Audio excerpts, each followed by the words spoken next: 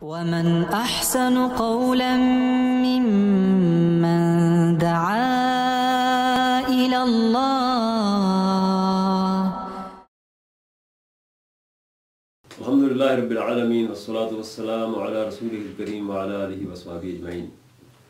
ناظرین محترم، پچھلی نشست میں ہم نے چھوٹی سی بات ایک کہی تھی، اور وہ یہ کہ خبر جو ہے اس کی تصدیق ہونی چاہیے، جھوٹی خبر کے پیچھے چل کر کوئی کچھ کر نہیں گزرنا چاہیے. آج کے دور میں یہ خبریں جو ہیں یہ اخبارات ہی کے اندر نہیں چھپتی ہیں، یا یہ ٹیلی ویژن کی اسکرین پر ہی نہیں دیکھی جا سکتی. واٹس ایپ کے اوپر سب کچھ دنیا تک پہنچتا ہے، فیس بک کے اوپر، ٹویٹر کے اوپر، ہر چیز جو ہے یہ چل رہی ہے، اور یہ اتنی عام ہو گئی ہے کہ ہر بچے کے ہاتھ میں اور اس کی جیب کے اندر یہ چیزیں موجود ہیں. ہمیں بڑا محتاط رہنا چاہیے. ان چیزوں کا استعمال اچھی بات ہے، ان کا اچھا استعمال جو ہے، ان کا ٹھیک استعمال، مثبت استعمال فائدہ مند ہے، لیکن ان کا غلط استعمال اور ان کے غلط استعمال کرنے والوں کے جھانسے میں آ جانا یہ بڑا خطرناک بھی ہے. نبی اکرم صلی اللہ علیہ وسلم کے دور میں بھی ظاہر ہے کہ یہ چیزیں نہیں تھیں، لیکن حضور کے دور میں بھی خبریں تو جاتی تھیں، ایک جگہ سے دوسری جگہ پہ خبر پہنچ جاتی تھی. اس میں حضور نے بڑی احتیاطیں برتی ہیں، اور اللہ تعالیٰ نے حکم بھی یہی دیا کہ احتیاط برتو. حضرت جویریہ رضی اللہ تعالیٰ عنہ حضور کی زوجہ مطہرہ ہے. بہت ان کی شاندار زندگی ہے، ان کے عبادت گزاری، ان کے تقوی، حضور صلی اللہ علیہ وسلم کا ان کے ساتھ تعلق، ان کا شوق تعلیم حاصل کرنے کا، عبادت کرنے کا، یہ سارا حدیث کی کتابوں کے اندر اور سیرت کی کتابوں کے اندر موجود ہے. حضرت جویریہ رضی اللہ تعالیٰ عنہ ایک بڑے سردار کی بیٹی تھیں، جو بنو المستلق بڑے قبیلے کے سردار تھے. زرار بن حارث ان کا نام ہے، اور انہوں نے غزوہ بنو المستلق کے موقع پر حضور صلی اللہ علیہ وسلم کے ساتھ جو عہد و پیمان کیا تھا، اس کے نتیجے میں وہ ہمیشہ اسلام کے وفادار رہے، ان کا پورا قبیلہ بھی اسلام کا وفادار رہا. حضور صلی اللہ علیہ وسلم نے ایک مرتبہ کسی عامل کو زکوٰۃ وصول کرنے کے لیے بھیجا. بعض لوگوں نے ان کا نام بھی لکھا ہے اور بعض لوگوں نے نام نہیں لکھا. تو جن لوگوں نے نام لکھا ہے ان کے مطابق یہ عقبہ بن ابی معیط کے بیٹے حارث بن عقبہ تھے، صحابی تھے. لیکن بہرحال یہ ضروری نہیں ہے کہ وہی ہوں. جو بھی گئے تھے انہیں راستے میں کسی غلط خبر کی وجہ سے غلط فہمی پیدا ہوئی کہ بنو المستلق نے تو بغاوت کر دی ہے اور زکوٰۃ دینے سے انکار کر دیا ہے. اس کے سننے کے بعد بجائے تحقیق کرنے کے وہ وہاں سے واپس چلے آئے، اور حضور کو آ کر کہا کہ انہوں نے زکوٰۃ دینے سے انکار کر دیا ہے. قریب تھا کہ حضور فوج کشی کرتے ہیں، حضور نے ارادہ بھی کر لیا تھا کہ اس دوران حضرت جویریہ رضی اللہ تعالیٰ عنہ کے وارث قبیلہ بنو مستلق کے سردار زرار بن حارث جو ہیں وہ اپنے وفد کے ساتھ مدینہ میں آئے. انہیں بھی کسی طرح سے خبر پہنچ گئی کہ حضور کے عامل جو تھے وہ راستے سے واپس چلے گئے.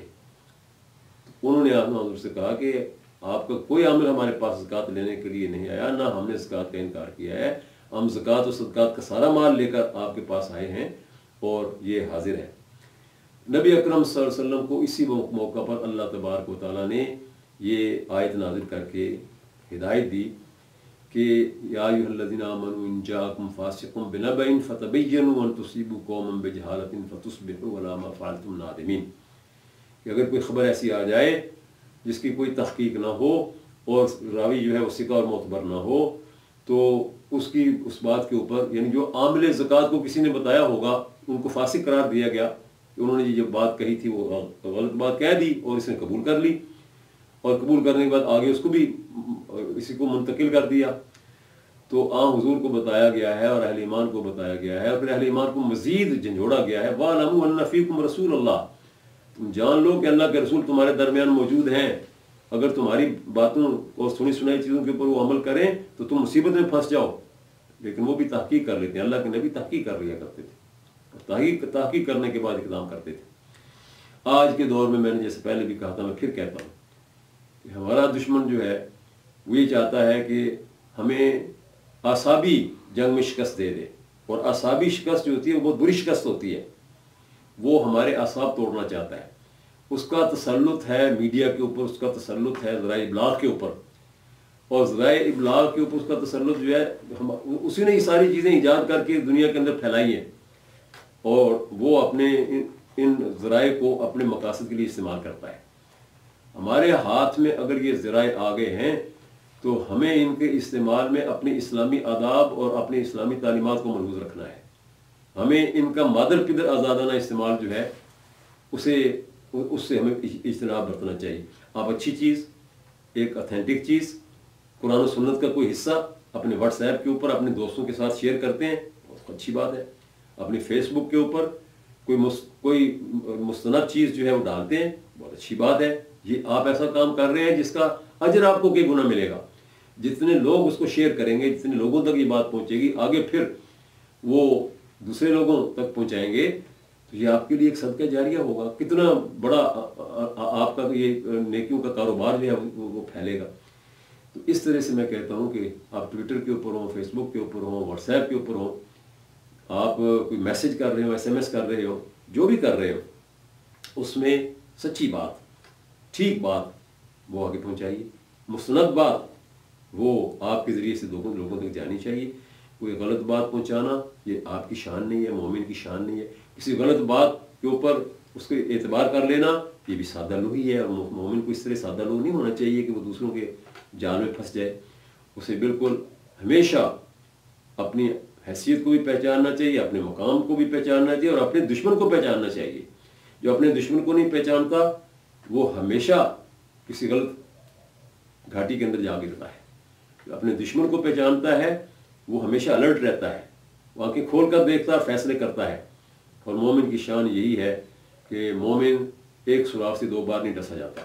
ہمارے دشمن نے کئی مرتبہ ہمیں ضرر پہنچائی ہے، ہمیں دشمن کے بارے میں الرٹ رہنا چاہیے۔ ہمیں دشمن کی صفوں کے اندر بھی اپنی حقیقی اور سچی بات پہنچانی چاہیے، اور ہماری یہ سچی بات جو ہے یہ بہت سارے دلوں کو تبدیل کر سکتی ہے۔